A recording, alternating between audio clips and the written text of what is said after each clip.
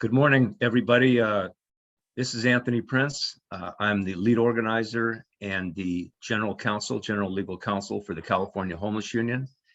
And we have with us this morning, we want to thank the media. We want to thank our community members for joining us this morning on a very somber and serious note. We're all aware of what took place just the other night in Sacramento. We're aware of the increasing violence across the state of California. And this morning, we want to talk about the roots of that violence and solutions that get at those roots, and at the same time, address immediately what needs to be done right now. So I want to introduce our speakers. We have three speakers. We have Crystal Sanchez. Crystal Sanchez is the president of the California Homeless Union chapter in Sacramento, the Sacramento Homeless Union, and has been on the ground since this incident and for years prior to the incident, fighting for the homeless. We also have Wes White. Wes White is the co-director, along with Crystal, of the National Union of the Homeless for our Western region. And then we have Luis J. Rodriquez, a long-standing, long-time fighter for the rights of poor, homeless, marginalized, and all people, not just in California, but across the country, on issues precisely that we're going to take up this morning. He also happens to be a candidate for governor of California because he's challenging this problem at the top. But today he's speaking not so much as a candidate, but as a fighter and a long-term, born and raised California working class advocate. So we're going to begin with Crystal to give us a on-the-ground report and assessment on behalf of the union. And then we're going to have Wes White give us a couple of words from Salinas, where he is based as co-president of the Salinas Homeless Union. And then we're going to have Luis Rodriguez kind of wrap things up. Then we'll take questions from the media. We want to really express our appreciation I see that we have quite a few members of the media with us this morning. So without further ado, Crystal Sanchez, go ahead. Hi, everyone. So most of you have seen me in interviews or, have met with me, and usually I comment this with a speech, statistics, the information that, the media needs to know. This is a little bit different. I'm coming as a community member. I've lived in Sacramento for 43 years. This is my hometown. I know these streets like the back of my hand. I work on these streets with our unhoused neighbors. And so, this is definitely traumatic. Our community is really, really suffering right now. I don't know everything about what happened. I'm going to put that out at the forefront. But how it's been handled to me has been a little harsh. And I think that most of our community would agree with this. I'm going to start off with, 6 people lost their lives. Multiple people were injured. And we haven't really talked about the hundreds of people that were on the street that night. There hasn't been the reach out to those people. This kind of incident causes PTSD in people. These people were running for their lives. Not all of them were injured, but the trauma is still the same.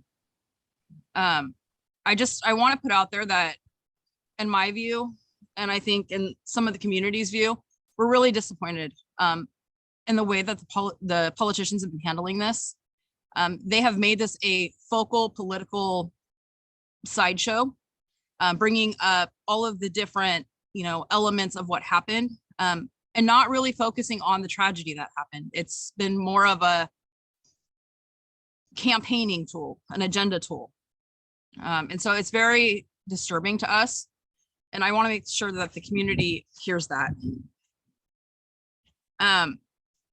The same day as the shooting, we went on as business as usual. The Kings game played, and there was an on-the-ground advocacy group called Impact that was down on the ground with the families, standing behind the police lanes, waiting to find out information of people that were laying on the street. This organization was there for the families at 2 a.m., and they continued to be there with the families. The Kings game decided to continue instead of being canceled. We had Kings fans walking around the crime scene, around the tape, around bodies laying on our streets. To me, this is absolutely disgusting and it's inappropriate. And I feel that the Kings game, or the Kings players and our community and our politicians need to apologize to these families. it's a disgrace to walk past people's bodies laying on the ground that were there for 18 hours. Yes, they were there for a long time, but at the end of the day, we had a mass shooting in a Kings game in the same day. And at the same time, while these people were walking by, the families of these victims could not even access their families. They didn't know whether or not it was their family members on the ground. So we had this whole situation going on. I want to talk a little bit about the war on the streets. We've been talking about the war on our streets for a long time. Yes, we had a mass shooting, but we have a shooting every night. If you watch the local media, you see it. There is a huge war on the streets. We have reached out to violence prevention in the city of Sacramento and have been blatantly ignored. And I need to point this out because oftentimes when you get violence, when it's first starting and you work with that and you prevent it, it prevents bigger things like this. Some other facts that we know is during people who go through domestic violence, the statistics show that October to December is when people most likely have domestic violence issues because people are inside. We've been inside for 2 years over a pandemic. There has been really no protocol, no push for services. It's, again, business as usual.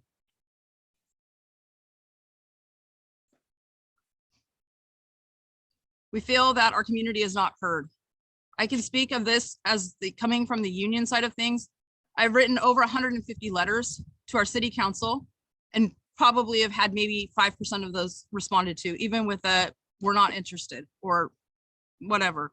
And again, this comes around homelessness, housing, violence prevention, things that are preventative to our, to the situation at hand. We're not being heard. The community is not being heard. We've been fighting for prevention. Again, I'm going to say this, we've been fighting for prevention. We need to work on prevention through fixing our social safety net. An example of this is we have multiple organizations in Sacramento doing this work. We don't get paid to do it. We have organizations like Village Advocates who will go to the state fair and make sure that our youth are safe, make sure that there's no violence, make sure that there's an eye on things. They walk through the malls. Our community doesn't know this. Our community doesn't see what our grassroots organizations are doing, but there's a lot of work being done while, these bigger entities are being funded and really aren't doing anything to prevent the violence on our streets. We have programs like Mental Health First. We have programs, youth programs. We have our union that is on the ground doing this work again. But at the end of the day, we're not funded. We're met with hostile reactions and also met with things like our ideas don't matter, even though we try to forewarn of these events. We must end the violence on our streets. The last thing that I want to end with is law enforcement continues to be funded, but our community organizations aren't. At the end of the day, law enforcement comes after the crime. They do not prevent the crime.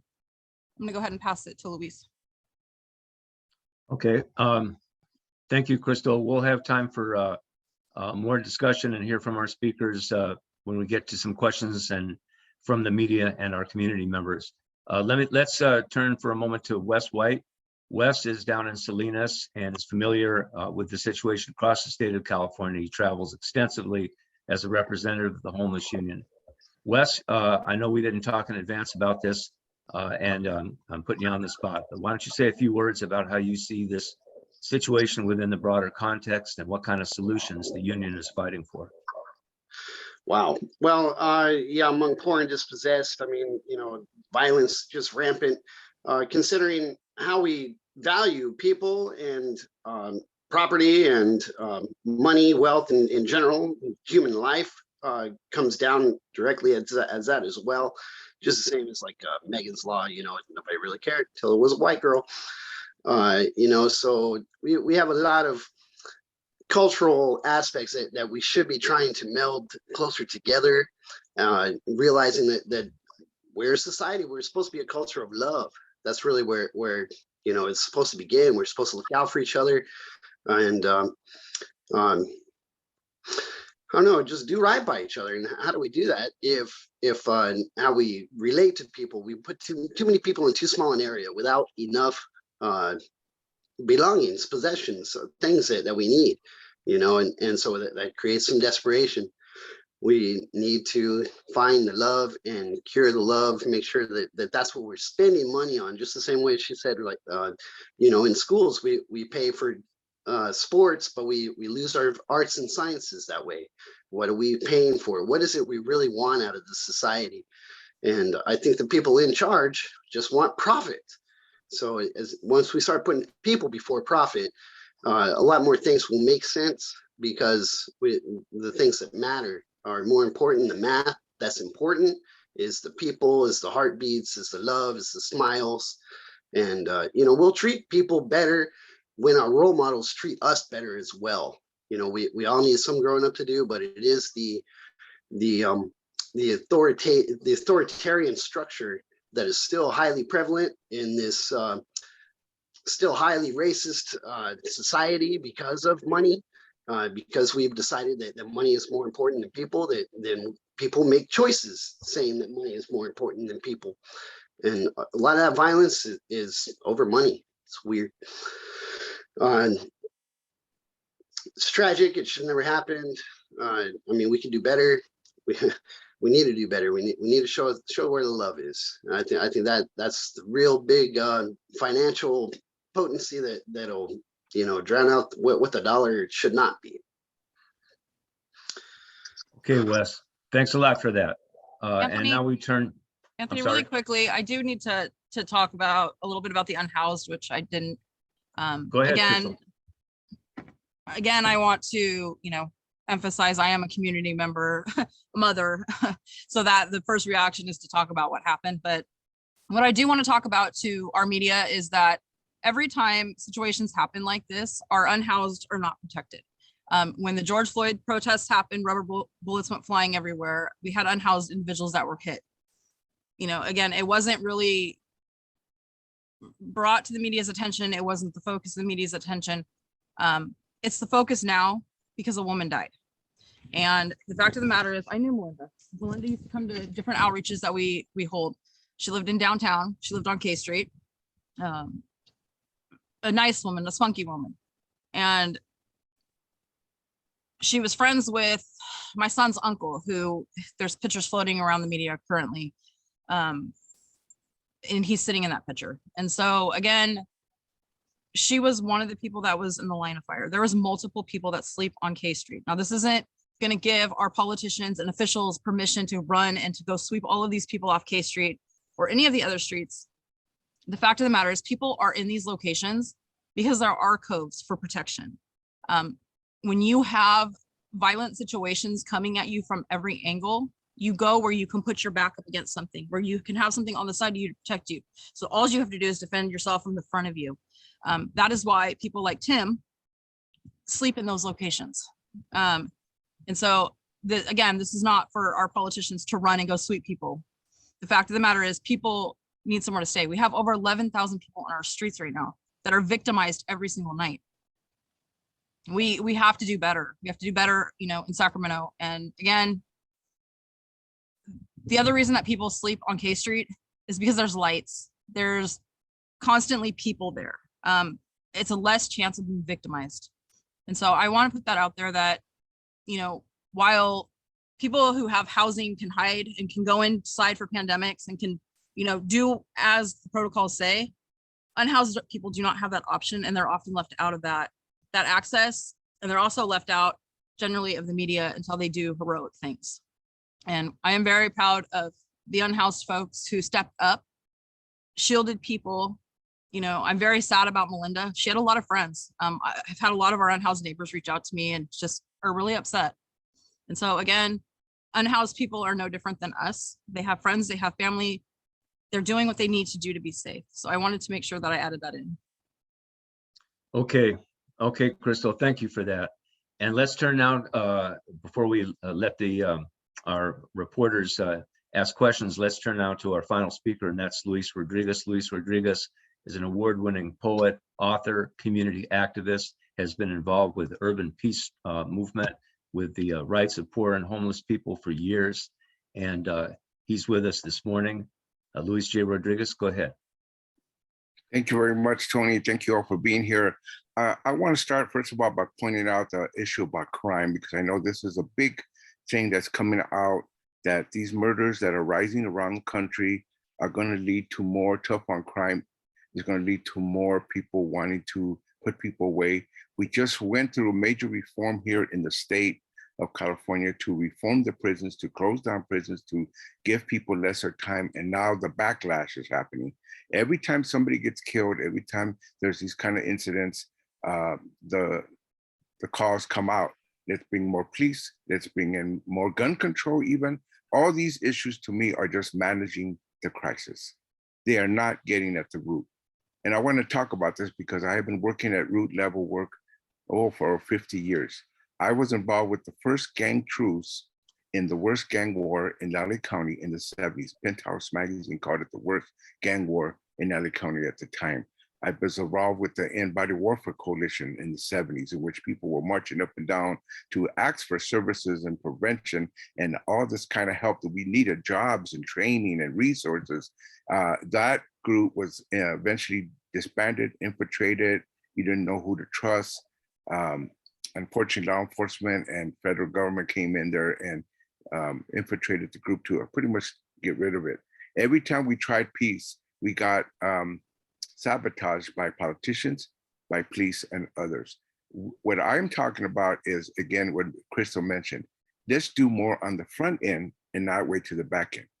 The back end, the police come, the fire people come. Everybody comes. When the wildfires are going on, fire people are there. What do we do to prevent even wildfires? And that goes also with our urban violence. What do we do on the front end? We put almost all our money. One of the biggest budgets we have in the state of California is the prison system. One of the biggest budgets we have. I'm in Los Angeles. In Los Angeles budget is the police department, the biggest budget.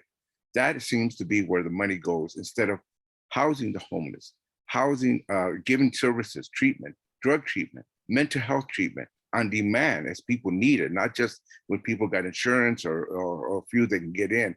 Also to provide the kind of resources that provide people jobs, tools, training, everything they can to survive. To me, the answer to ending crime is what Clarence Darrow famously said. You want to end crime, help people live. That to me is what Wes is talking about, what Chris is talking about. Give people a chance to live.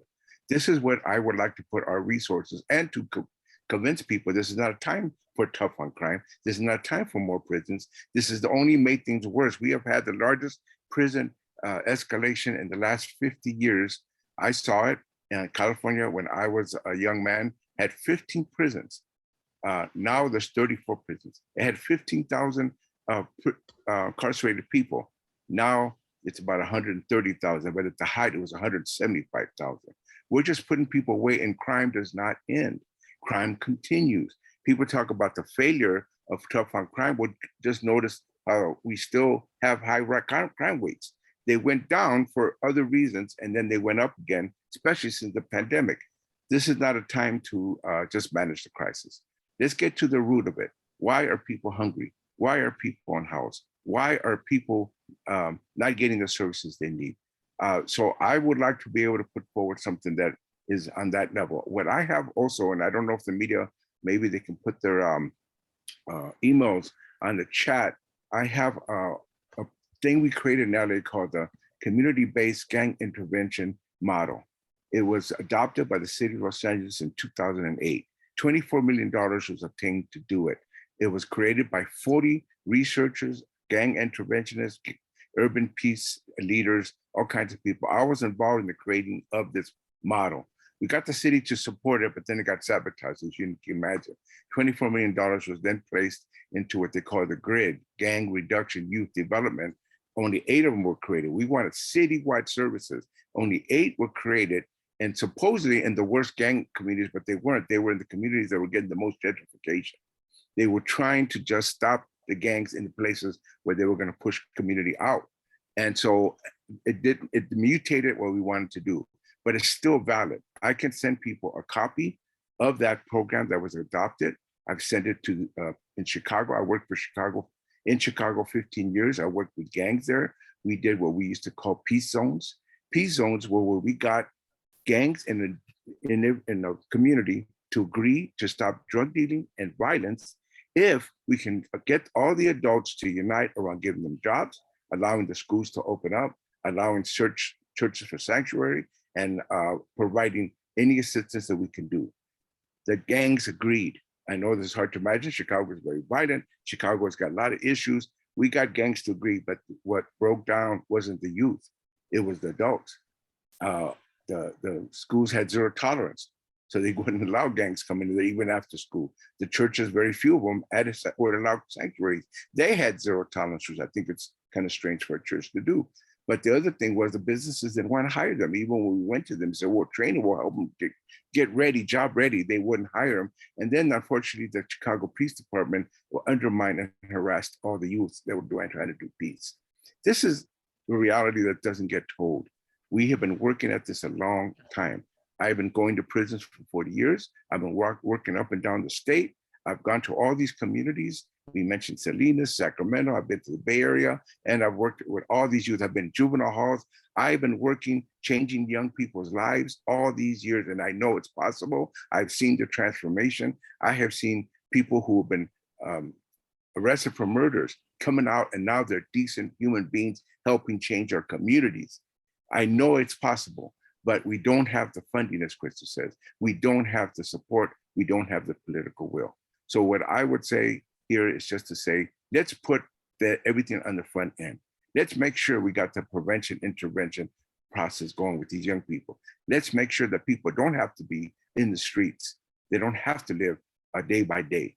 This is the basis for the pain that we're suffering, and also why even people get mentally ill and why they would even get into drugs. It's hard to live in the streets. It's hard to survive in the world that we've created in the 5th largest economy, where we have surpluses in our budgets that we cannot take care of our people. So that's what I want to emphasize. Let's put the money where it can actually do some good. People would worry about money. Don't worry about money. Put it where it can actually work. The most effective means is put it in the front end, put it in our communities, put it in our hands, as the youth would say. Give us the hammers and nails, and we will rebuild our communities. Thank you. All right. So Anthony, Okay. I do want to add one more thing, and I'm sorry, I keep like kind of jumping in and out. Actually, I have 2 more things. One is I'm trying to reach out and find Melinda's family. So this is the woman who was shot during this mass shooting. I'm trying to reach out to her, trying to find her family to see if there's any way that we can aid in her funeral. And so if this is something maybe that the media could put out, so we can have that contact. Our email address or our website is sacramentohomelessunion.org. So we want to be able to make that connection with the family. And then secondly, you know, this is posted all over, but just for anybody listening, the city of Sacramento and the Red Cross and the DA have a family assistance center at Cal Expo. It's open 8:30 to 5. Or you can also reach out to the same website I just gave you, and we have multiple community groups that aren't necessarily at the level of the city. So sometimes it's a little more comfortable to meet with community. So if you reach out to me, I can make those connections as well. All right. Okay, we want to go ahead and let our media representatives ask questions now. I see KCRA, I see CBS 13, and I see ABC 10. So let's, I'm just going to go through and call upon media, whoever has some questions. Why don't you unmute yourselves? And maybe how about we go through the list? KCRA, if you could identify yourself. Kathleen at AP has a question. She has her hand I'm up. sorry, Kathleen at Associated Press. Hi, thank you for holding this. Kathleen Ronayne with the AP. This question is for Crystal. Crystal, you were talking about how K Street has, there are some, I guess, benefits for unhoused people to be there because of their alcoves people can sleep in. There's good lighting. There are places where people can kind of protect themselves. And you said that the answer to this should not be for police to sweep the area. What do you think the answer should be? You know, what solution would you like to see instead for helping our unhoused neighbors? And while you talked about some of the benefits of being on K Street, does this incident concern you that being in such a commercial area also puts some of our unhoused residents more at risk? Yeah, absolutely. I think that we never know where crime's gonna happen. First, I'm gonna put that there. Hang on, let me just a second. I already down. There we go. Sorry. So again, we don't know where crime is going to happen. It can happen anywhere, and it does happen everywhere. Our unhoused are victimized everywhere, from the riverbeds to in front of businesses. The difference with being on K Street again is there's lighting, there's people around. There's more ways to intercept that if there was something happening. You know, people will stop what is happening. We understand the stress that homelessness is causing our community. It impacts all of us. It impacts our businesses, our residents, and most definitely our unhoused individuals. The solutions that I want to see is I would love to see the city of Sacramento and the county of Sacramento, first of all, talk. The two of them have for a very long time had this lack of communication. We have the behavioral health services, we have our, different services within the county, and the city seems to be, pushing more on the way of housing situations. We believe in housing. We believe in funding housing. Currently we're looking to spend $100 to $125 million on safe grounds. That's not housing. That's, again, that's an issue. So I think that until we as a community come together to combat these issues, talk about these issues, and I'm not just talking about unhoused folks or advocates. The problem is that we don't have these tables where we all sit at. We're the homeless advocates, we're the businesses, we're the residents. We don't have these tables where we all sit at to come up with these solutions. And I think, again, they need to continue to fund housing. We need housing and resources. We don't have wraparound resources. It takes over a year just to get into drug rehabilitation. It's impossible, the hoops that people have to jump through. Luis, Wes, you want to respond to Kathleen's question?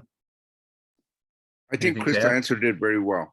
More housing, affordable, decent housing is the answer, not shelters, not temporary solutions, full housing for all the people in the state. Okay. We have a question from KCRA. Hello? No? CBS, you have a question? No. ABC, do you have a question? You guys can take yourselves off mute and ask a question if you have one for any of our speakers this morning. Okay, are there any other members of the media who would like to ask a question? I understand our speakers have been very comprehensive and very detailed with their remarks, so perhaps a lot of questions have been answered, and we appreciate those remarks from Luis, Wes, and Crystal.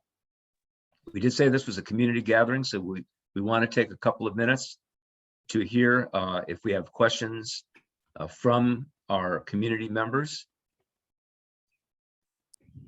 I'd also add just quickly that, and I'm sure I can speak for a few of the other people that are on this call, that our doors are open.